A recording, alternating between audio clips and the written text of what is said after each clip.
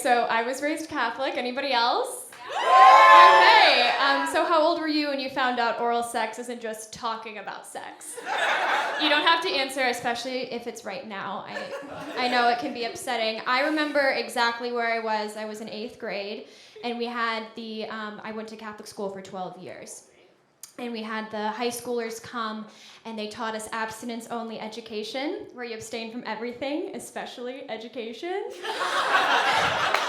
And they put on this video, and this girl, she's wearing like 11 Henleys. It's the early 2000s, just Henleys all the way down.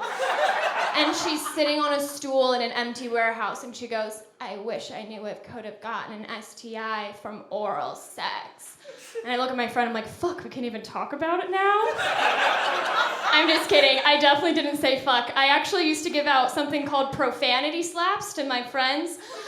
They would curse, and I would slap them across the face and say, "God doesn't want you to curse." And God was up there like, "Stop fucking slapping people." And my friend looks at me and goes, "Sorry, what do you think oral sex is?" I'm like, "Talking about sex."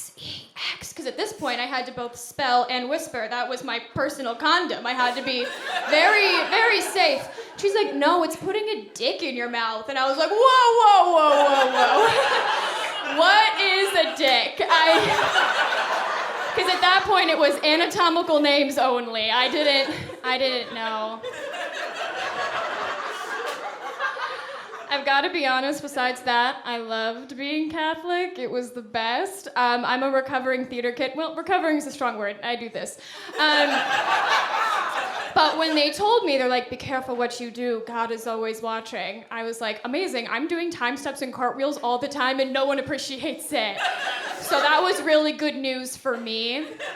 Also, I loved going to confession. I'm like a natural-born gossip, so it was really fun for me.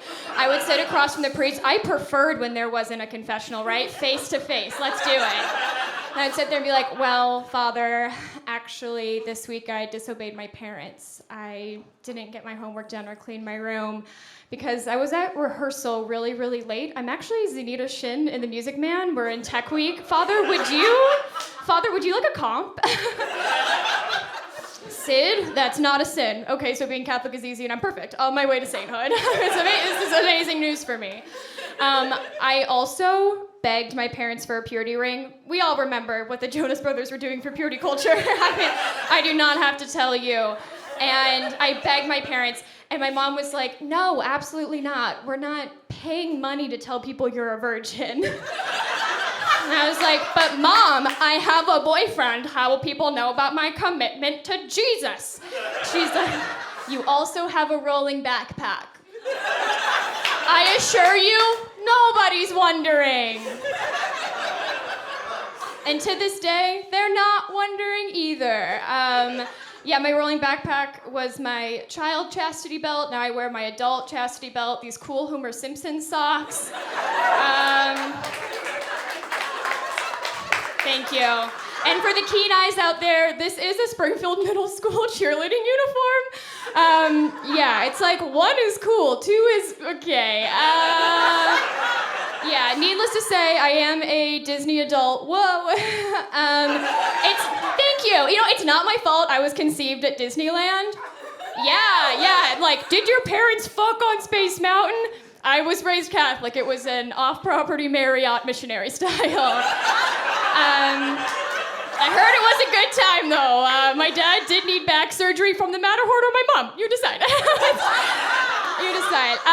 It's okay. Also, okay, yeah, so being a Disney adult runs in my blood. My sister is actually a Disney animator, which is really cool. And I am a red flag on first dates. Same thing. And because of my pre-existing conditions of sexual repression and Disney adult, I only date nice guys. Picture like the treasurer of a college a cappella group, but he's not singing, he's just counting the money. He just wanted to hang out with the guys and be on the bus. I told one of these nice guys that I was into comedy, so for our 3rd date, he took me to an improv show. Please do not laugh. Improv men date me, okay? And so like 20 minutes in, he leans over and he's like, "Hey, I'll be right back." And I was like, "Cool, weak bladder, my type. I love a weak man." I was like, Go put on some glasses while you're at it.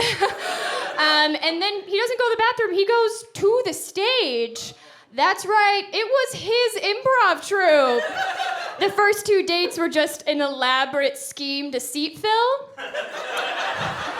I wish I was lying. This has happened to me twice. With the same improv troupe.